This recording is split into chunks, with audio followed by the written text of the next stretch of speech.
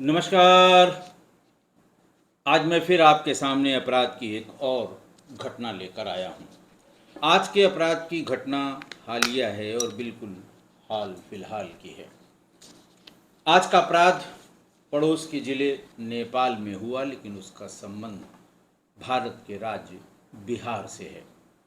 हुआ कुछ यूँ था कि नेपाल के रौतहट ज़िले में 28 अगस्त यानी 27/28 की दरमियानी रात 28 अगस्त 2025 को मुड़बलवा गेट के पास सड़क के किनारे थोड़ा हटकर झाड़ियों के बीच में एक सूटकेस जो रस्सियों से बंधा हुआ था वो मिला। सूटकेस से बहुत तेज दुर्गंध आ रही थी। नेपाल की पुलिस जो चूंकि बॉर्डर पर गश्त ज़्यादा प्रभावी ढंग से नेपाल की पुलिस करती है और घनी आबादी भी हो गई है, जो नो मैंस लैंड है इसके उस तरफ भी और इस तरफ भी। उधर रहने वालों को सामान्य रूप से वो मध्येशिया कहते हैं। मध्येशिया का मतलब कि वो मूल रूप से भारतीय हैं लेकिन वर्तमान में नेपाली नागरिक हैं। तो उन्हीं मध्येशियों की उस लोकेलिटी में मुड़बलवा गेट कहते हैं उसे, मुड़बलवा गेट के पास एक वही सूटकेस जिसमें बहुत गंध आ रही थी। गश्ती दल ने उतरकर उस गंध वाली जगह को पहचानने की कोशिश की। थोड़ा सा सड़क के भीतर गए तो उन्हें वो अटैची दिखाई पड़ी, वो सूटकेस दिखाई पड़ा। ऊपर से वो रस्सियों से बंधा हुआ था, लेकिन भीतर लाश के फूल जाने से वो जगह जगह से खुल रहा था। टॉर्च की रोशनी में वो जो गश्ती दल था, गश्ती पुलिस थी नेपाल पुलिस की, उसी ने उसको बाहर निकाल कर उसे उसकी रस्सियों को काटा तो भीतर से एक नव यौवना की लाश मिली। उम्र करीब 25-26 साल रही और पूरी तरह से अच्छे से सजी धजी जिसको कहते हैं उस तरह की लड़की प्रतीत हो रही थी, लेकिन लाश थोड़ी पुरानी लग रही थी। खैर, सवेरे तक का इंतज़ार किया, आसपास हल्ला हो गया, लड़की की लाश मिली, लड़की की लाश मिली और बहुत जल्दी ही ये पता लग गया कि ये पास के ही गांव की रहने वाली है। नेपाल के रौतहट ज़िले की ही वो रहने वाली है, ऐसा नेपाल के उन लोगों ने जो वहाँ आए थे उन्होंने बताया। खैर, पुलिस ने उनके घर वालों को बुलाया। घर वालों ने बताया कि साहब ये अभी रक्षाबंधन पर आई थी, इसकी शादी मुजफ्फरपुर ज़िला है जो बिहार का, उसके पानापुर के करियात गांव में करियात थाने के रक्सा गांव में इसकी शादी हुई थी। और ये अभी 8-10 दिन पहले यानी 9 अगस्त को रक्षाबंधन था, 8 अगस्त को ये यहाँ पर आई थी अपने दोनों या तीनों भाइयों को राखी बांधने के लिए। पति के आने का इंतज़ार कर रही थी कि पति आ जाएगा तो मैं वापस चली जाऊंगी। कल ही शाम को पति इसको लेने आया था और उसी इतवार को इसे वापस अपने ससुराल जाना था। खैर, पुलिस ने गांव में जैसे ही छोटी मोटी पड़ताल शुरू की, गांव वालों ने एक स्वर से बताया कि इसके संबंध गांव के ही लक्ष्मण पासवान नाम के एक व्यक्ति से थे। घर वालों को पता लग गया था, उन्होंने आनन फानन में शादी कर दी। पिछले 3-4 सालों से वो किसी भी कीमत पर यहाँ बुलाते नहीं थे। 3 साल पहले उसको रक्षाबंधन पर बुलाया, पति लेकर आया, राखी बांधी और तुरंत रवाना करके वापस भेज दिया, क्योंकि घर वालों को इस बात की आशंका थी कि अगर यहाँ 1-2 दिन रुकी तो फिर इसके मन के बदलने में देर नहीं लगेगी और लक्ष्मण पासवान भी इस सिलसिले में शायद प्रयासरत था। पुलिस को जैसे ही पता लगा तो उन्होंने कुछ लोगों के बयान लिए कि आज कहाँ थी, कैसे चली थी। तो उसने बताया कि ये जो रौतहट में वो रहती थी वो महादेव पट्टी है रौतहट में, वहाँ एक किराए के मकान में इसकी माँ रहती थी। सब लोग वहाँ किराए पे रह रहे थे और शाम को उसने 4 बजे गौरा बाजार की ब्यूटी पार्लर में जाने की बात कह के 24 अगस्त को लाश मिली थी 27/28 की दरमियानी रात को। और 24 अगस्त को शाम को वो घर से गौरा बाजार वहाँ लोकल मार्केट है, वहाँ के किसी ब्यूटी पार्लर में जाने की बात कहकर निकली थी। उसके बाद वो नहीं आई। 24 तारीख की रात वो नहीं आई तो घर वालों को ये हुआ कि हल्ला करने से कोई फ़ायदा नहीं, बदनामी होगी, क्योंकि उन्हें ये अंदाज़ था कि अब की बार थोड़ी सी ढील मिली है या सुरक्षा घर वालों ने थोड़ी कम की है, ये हर हाल में लक्ष्मण पासवान के यहाँ गई होगी। लेकिन रात होने की वजह से वो लोग लक्ष्मण पासवान के यहाँ नहीं गए। 2-3 दिन भी उन्होंने पुलिस थाने से बिल्कुल संपर्क इसलिए नहीं किया कि खाम खां बदनामी होगी। शादी के 5 साल हो गए थे, 4 साल का एक बेटा भी था उसका। अनावश्यक फिर वही बात कुरेदी जाएगी और पूरा गांव एक स्वर होके उसकी बदनामी करना शुरू करेगा। लेकिन इसी बीच 27 अगस्त को उसको लेने के लिए उसका पति आ गया। उसके पति का नाम शिवसागर साह था। पानापुर करियात थाना क्षेत्र के रक्षा गांव का वो रहने वाला था। वो आ गया इसे लेने के लिए और आते ही उसने यही प्रश्न पूछा, रूबी कहाँ है? उन लोगों ने बताया कि भी कहीं बाजार गई हुई है, आ जाएगी। उसने खुद भी बाजार में जाकर देखने की कोशिश की। घर वालों को लगा कि ये बात बहुत देर तक नहीं छिपाई जा सकती, लिहाजा घर वालों ने उसके रूबी के पति को ये बात बता दी कि वो 24 तारीख की शाम को ब्यूटी पार्लर जाने के लिए कह के निकली थी, लेकिन अब तक नहीं मिली। खैर दोपहर बाद ही वो अपने ससुराल वालों को लेकर अपने थाने पर गया। वहाँ उसने सब पूरी बात बताई और गुमशुदगी जैसी चीज़ जो भी वहाँ नेपाल में लिखी जाती है होगी वो उसको लिखवाया। सब जगह वायरलेस हुआ, इसके हुलिया के बारे में बताया गया, लेकिन कुछ पता नहीं लगा। और फिर उसी दिन 27/28 की रात को ही ये इसकी लाश मिल गई। फिर पुलिस वालों ने जब वहाँ की सीसीटीवी फुटेज की भी व्यवस्था नेपाल में है, सीसीटीवी फुटेज देखकर उन्हें ये पता लगा कि एक ऑटो रिक्शे वाला अकेले अपने ऑटो रिक्शा में ये बैग लेकर, ये अटैची लेकर वहाँ तक आया था। बहरहाल उसको, ऑटो ड्राइवर को पुलिस ने अरेस्ट किया, उससे पूछताछ की और पूछताछ में उसने बताया कि साहब एक व्यक्ति जिसका हुलिया ऐसा ऐसा था, उसने हमें 500 रुपये दिया और ये कहा कि ये अटैची तुम फला जगह ले जाकर छोड़ देना, हम इसे इतना भारी है कि हम इसे ले नहीं जा पा रहे हैं, वहाँ तुम्हें एक आदमी मिलेगा जो मोटरसाइकिल पर होगा, उसको तुम ये अटैची दे देना, वो मोटरसाइकिल पर लेकर चला जाएगा। ऑटो ड्राइवर ने कहा कि उसके बाद फिर मुझे थोड़ी सी शंका हुई। 4-6 किलोमीटर जाने के बाद मुझे लगा कि कुछ गड़बड़ है। हालांकि ऑटो ड्राइवर ने पुलिस को बयान में ये बताया कि मेरी टैक्सी ख़राब हो गई थी। जब ख़राब हो गई तो मैंने पहली फुर्सत में उस अटैची को वहाँ से निकाल कर किनारे झाड़ियों में रख दिया और मैं फिर अपने ऑटो रिक्शा की रिपेयर करके वहाँ से चला गया।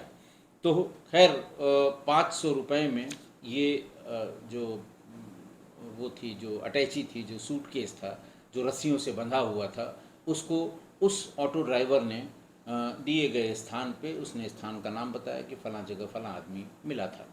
बहरहाल गांव वालों ने भी बता दिया कि लक्ष्मण पासवान था और जो हुलिया ऑटो ड्राइवर ने बताया वो भी लक्ष्मण पासवान का ही था। तो पुलिस ने अब मुतमईन हो गई पुलिस कि अब हो न हो इसमें लक्ष्मण पासवान ने ही इसकी हत्या करके और अटैची में लाश बंद करके वहाँ फेंका होगा। और पुलिस पूरे दल बल के साथ, नेपाल की पुलिस लक्ष्मण पासवान के घर उसकी गिरफ्तारी के लिए या पूछताछ के लिए उसके घर पहुंची। दरवाज़ा लक्ष्मण पासवान ने ही खोला, लेकिन हमारे ख्याल से झिरी से या झरोखे से या कहीं से उसने ये देख लिया था कि बाहर पुलिस आई है।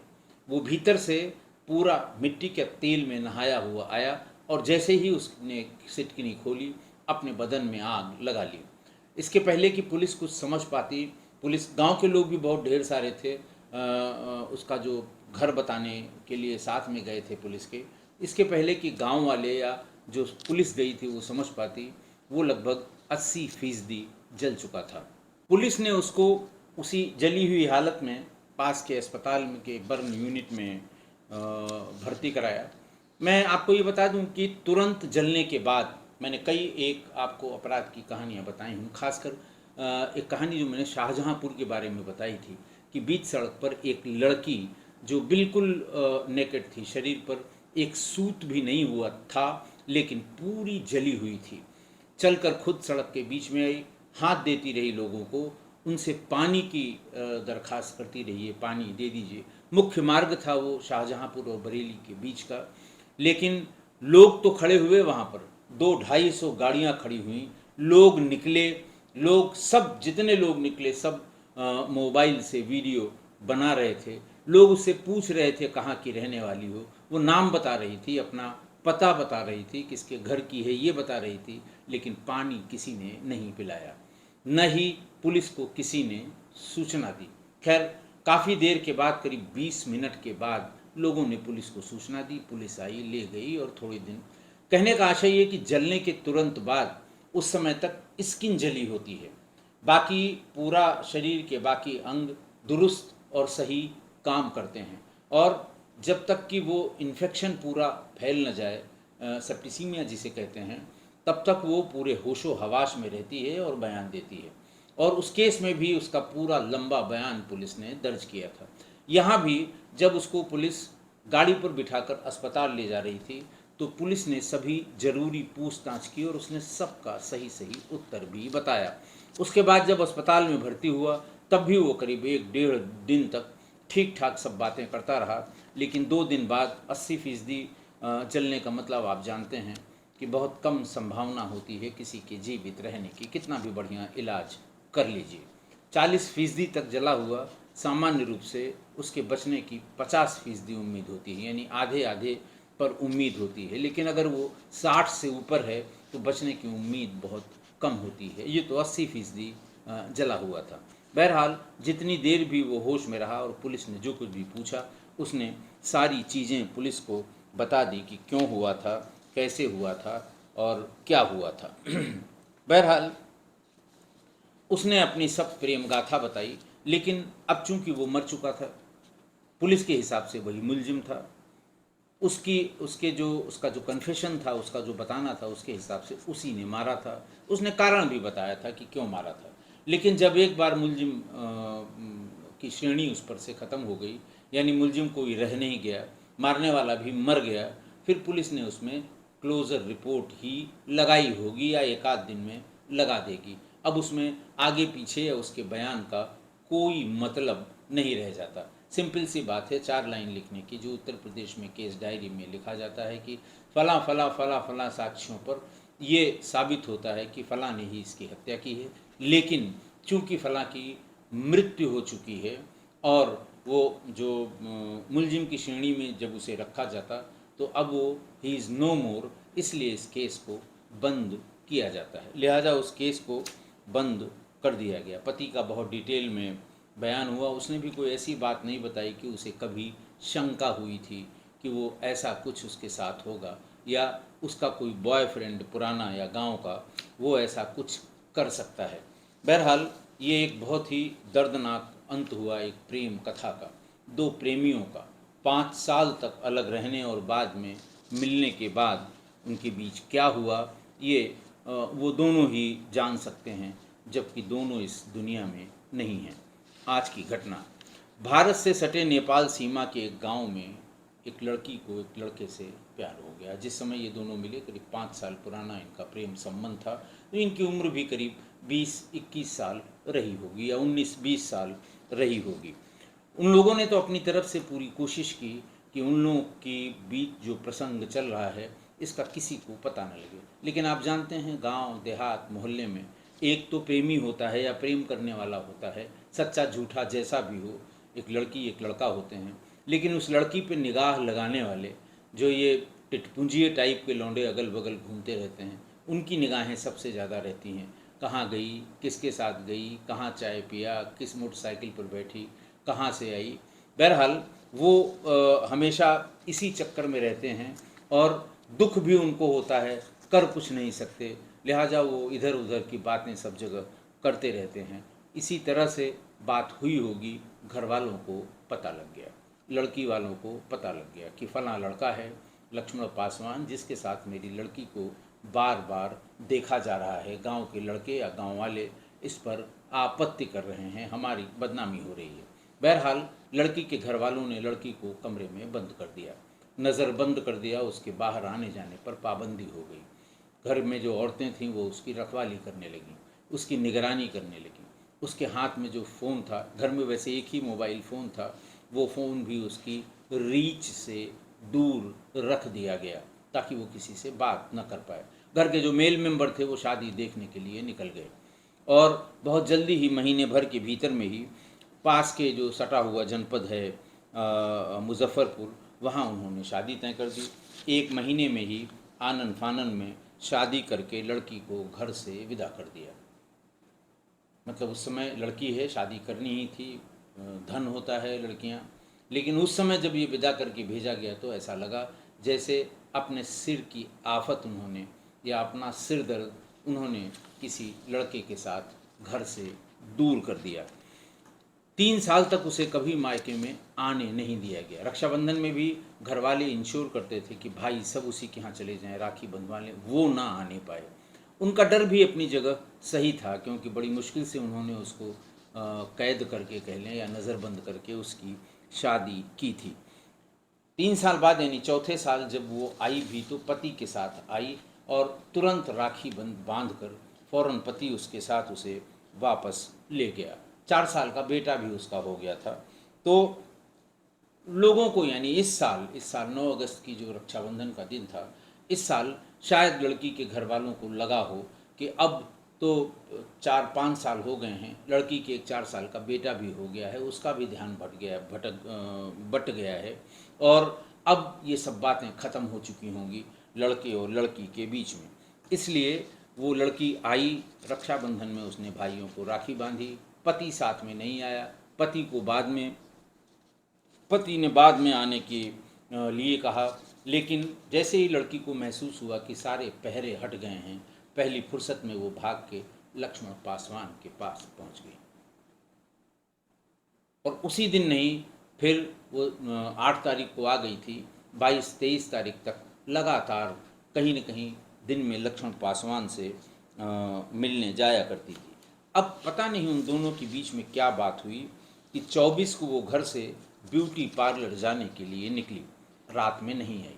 घर वालों को पूरी शंका थी, अब घर वालों को पूरा पता था कि ये संभवतः उसी के पास या उसी के साथ कहीं गई होगी। इसलिए उन्होंने ज़्यादा शोर शराबा या हल्ला गुल्ला नहीं किया कि अनावश्यक मोहल्ले या गांव के और लोगों को पता लगे। लेकिन इसी बीच में 27 को उसका पति उसे लेने आ गया। आते ही उसे भी शंका हुई। उसने सब जांच पड़ताल की, घर वालों को धमकाया, कहाँ चली गई। उसके बाद फिर घर वालों के साथ उसने थाने चौकी एक कर दिए। लेकिन उसी दिन, जिस दिन वो आया था, 27 और 28 की दरमियानी रात में ही गश्ती दल को उसकी लाश एक सूटकेस में मिल गई और तुरंत पता भी लग गया कि पास के गांव के किस गांव की है और वहाँ इसके किसके संबंध हैं। रूबी के घर वाले इसीलिए उसको गांव नहीं आने देते थे और 5वें साल जब थोड़ी सी ढील हुई तो वो आते ही लक्ष्मण पासवान के घर पहुंच गई। पुलिस लक्ष्मण पासवान के यहाँ पहुंची। जब वो ई रिक्शा वाला भी मिल गया, उसने बता दिया कि सिसुलिया का आदमी था और ऐसे ऐसे उसने मुझे ब्रीफ केस दिया था कि इसको फलां जगह ले आना, वहाँ कोई आदमी मिल जाएगा। बहरहाल वो उसको मिलने के बाद वो तय हो गया कि इस लड़की की हत्या लक्ष्मण पासवान ने ही की है। फिर वो वहाँ दबिश देकर या रेड करके उसे पकड़ने के लिए उसके घर गए और पुलिस को देखते ही वो मिट्टी के तेल में भीगा हुआ दरवाज़ा खोला और सारी पुलिस के सामने ही शरीर को माचिस लगाकर आग के हवाले कर दिया। कोई कुछ समझ पाता इसके पहले वो 80% तक जल गया था। करीब 24 घंटे वो होश में रहा, फिर उसकी मृत्यु हो गई। जब तक वो होश में रहा उसने पुलिस को पूरी बात बताई कि वो मेरे घर से जा नहीं रही थी। वो कह रही थी कि अब मैं यहाँ से नहीं जाऊँगी, मेरे घर वाले कहें या मेरे ससुराल वाले कहें, मैं नहीं जाऊँगी और अब मैं तुमसे शादी करूँगी। बच्चे के बारे में बात करने पर कि 4 साल का बच्चा हो गया, बोले इसकी भी मुझे कोई फिक्र नहीं है, मैं परेशान हो गया था शादी के दबाव से, बार बार शादी की ही बात करती थी। मैं समाज के डर से, घर के डर से, परिवार के डर से, लड़की वालों के डर से, उसके ससुराल वालों के डर से, मेरी जब कुछ समझ में नहीं आया तो मैंने उस रात उसकी गला दबाकर हत्या कर दी और अपने घर के ही एक ब्रीफ केस में उसे बंद करके उसे टैक्सी ड्राइवर को दे दिया, उसने फेंक दिया। उन्होंने कहा कि फिर इससे क्या होगा? पुलिस ने पूछा कि भाई तुमने मार दिया, उससे क्या हासिल होगा तुम्हें, कौन सी चीज़ से तुम बच जाओगे? उसने कहा साहब देखिए, मैंने उसको मार इसलिए दिया, अब मैंने अपने आप को मैंने अपने आप में, पुलिस ने पूछा तुमने क्यों आग लगाई? तुमने मार दिया, चलो तुम्हारे ऊपर दबाव था, तुम घबरा गए, तुम परेशान हो गए, आग क्यों लगाई? तो उसने कहा कि जब पुलिस हमें पकड़ लेगी ये मैं जानता था, उसके हत्या का आरोप लगेगा, मैं जेल चला जाऊंगा, तो लोग मेरे प्यार की हंसी उड़ाएंगे कि बहुत प्यार वाला बनता था, बड़ा इश्क मोहब्बत था उससे, जेल में है। तो इसलिए मैं आप लोगों से भी दरख्वास्त करता हूँ कि मुझे मर जाने दीजिए। मेरे उसके बीच का जो प्यार था वो बिल्कुल सच्चा प्यार था, इसलिए मेरे जिंदा रहने का अब कोई औचित्य नहीं है। और यही कहते कहते वो बेहोश हो गया और मर भी गया। प्रेम कहानी देखिए, ये जो आज की घटना थी वो एक प्रेम कहानी थी सच्चे प्रेमियों की। एकदम सच्चे प्रेमी थे दोनों, लेकिन समाज के चार लोग, और कि मतलब समाज के चार लोग क्या कहेंगे, और समाज के दबाव में ये प्रेमी प्रेमिका का दुखद अंत हो गया। अब तो कुछ जागरूक होना चाहिए समाज को भी कि लोग क्या कहेंगे, चार लोग क्या कहेंगे, समाज क्या कहेगा कि इसने किससे शादी कर ली, बिना बताए कर ली, घर से भाग के कर ली। तो भाई आप भी अब जागरूक हुइए, ज़माना बहुत आगे निकल गया है, बहुत आगे निकल गया है। ये जो आप अपनी इज्जत की बात करते हैं, इस फर्जी इज्जत के चक्कर में न लड़की पे दबाव बनाइए, न लड़के पे दबाव बनाइए। समझा लीजिए, लेकिन कोशिशें बेकार हो जाएं तो आपको कोई ज़बरदस्ती नहीं करनी चाहिए, वरना दो दो जवान या यंग जिंदगियों का अंत हो गया, और अंत होता रहेगा अगर समाज जागरूक नहीं होगा। आशा है आप मेरी इस बात से सहमत होंगे। आज के लिए इतना ही, बहुत बहुत धन्यवाद। अच्छा, दूसरा एक और मैं आप सभी लोगों का धन्यवाद करता हूँ।